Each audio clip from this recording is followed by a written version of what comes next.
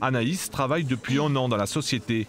Son job consiste essentiellement à dépanner ceux qui ont des difficultés sur le site pour effectuer des opérations simples sur leur compte. Le but, c'est qu'ils soient autonomes au maximum et si besoin, on est disponible pour répondre à leurs demandes et pour les aider si nécessaire.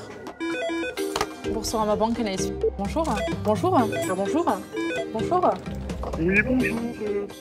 Des clients que les conseillers doivent assister durant de longues minutes, c'est une perte de temps dans le fonctionnement de Boursorama. Alors, dès qu'un client n'est pas capable d'effectuer lui-même des opérations sur son compte, la banque le lui fait payer cher. Pour le client, la promesse d'un compte sans frais s'évanouit peu à peu.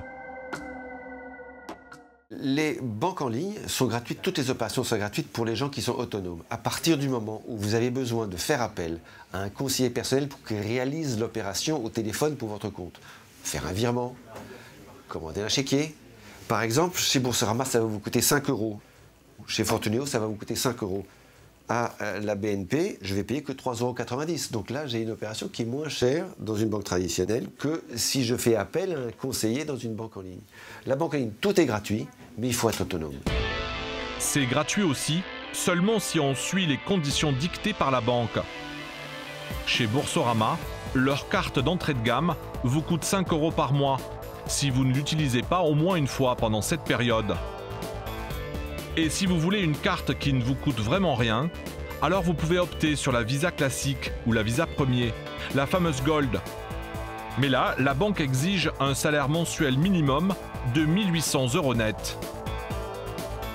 Cette sélection par le revenu permet à Boursorama, comme d'autres banques en ligne, d'attirer dès l'ouverture d'un compte les clients les plus solvables, ceux qui présenteront le moins de risques d'incident pour elles.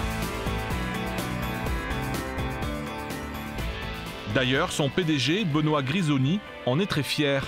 Ses clients sont tous de très bons élèves. Les frais d'incident, c'est 2,67 €. 2,67 € sur l'ensemble de l'année pour les frais d'incident chez Boursorama par client. On essaye de faire en sorte que nos clients aient tous les moyens pour anticiper les situations. On leur dit même quand ils ont parfois des découvertes, faites attention, vous avez de l'argent sur vos livrets, automatiquement faites un virement pour ne pas payer les agios. Et on fait même l'inverse, puisqu'on essaye de les prévenir et de faire en sorte qu'ils aient le bon réflexe et la bonne opération au bon moment. Dans le dernier classement des banques les moins chères, Boursorama est la première du podium grâce à ses très faibles incidents de paiement. Cela s'explique aussi par un rappel à l'ordre strict dès qu'un client franchit la ligne rouge. Au téléphone, Anaïs reçoit l'appel d'une cliente un peu angoissée. Boursorama Banque, Anaïs. Bonjour. Oui, bonjour. Bonjour. J'ai reçu ce matin un mail, Oui. comme quoi vous résiliez mon découvert.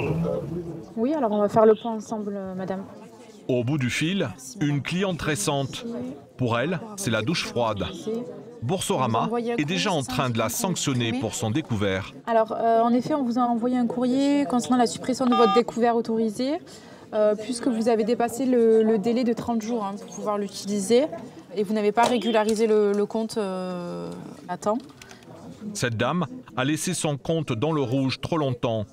Automatiquement, Boursorama lui supprime son autorisation de découvert. La cliente vit ça comme une injustice parce qu'elle leur faisait déjà de la publicité en parrainant des filleuls. Je sais pas, mais en tout cas, j'ai reçu des parrainages, donc j'ai parrainé énormément de gens. Donc, franchement, je trouve ça... Elle a beau vouloir attendrir Anaïs, la cliente va se voir pourtant opposer la règle de son contrat, qu'elle n'avait pas bien comprise et que la conseillère va lui répéter.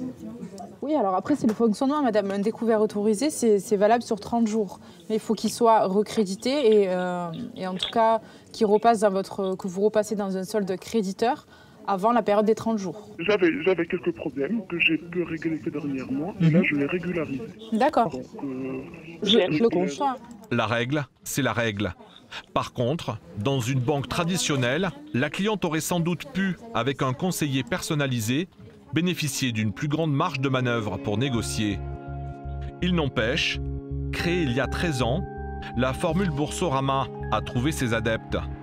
Depuis 3 ans que la concurrence entre ces nouvelles banques en ligne s'est accélérée, elle a réussi à multiplier par 2 sa clientèle.